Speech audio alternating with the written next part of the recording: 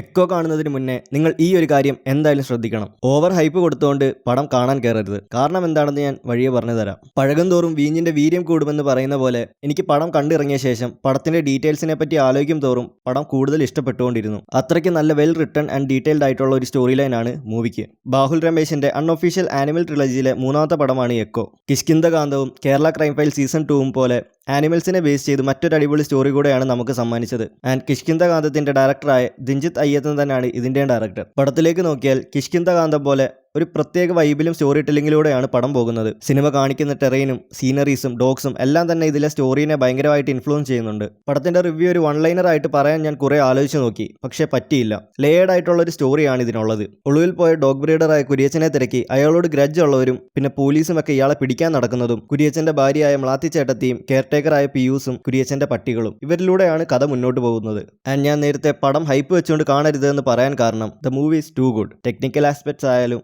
Direction, story, everything is good. അതുകൊണ്ട് തന്നെ പടത്തിനെ എല്ലാവരും അപ്രീഷിയേറ്റ് ചെയ്യുന്നുണ്ട്. റിവ്യൂസ് ആയാലും ട്രോൾ പേജസ് ആയാലും, which is a good thing. But എന്നോടൊരു ഫ്രണ്ട് പറഞ്ഞു റീൽസും എഡിറ്റ്സും എല്ലാം കണ്ട് ഭയങ്കര ത്രില്ലർ ആണെന്നൊക്കെ വെച്ച് ഹൈ എക്സ്പെക്ടേഷൻസ് ആയി പടം പോയി കണ്ടിട്ട് എൻജോയ് ചെയ്യാൻ പറ്റിയിട്ടില്ലാന്ന്.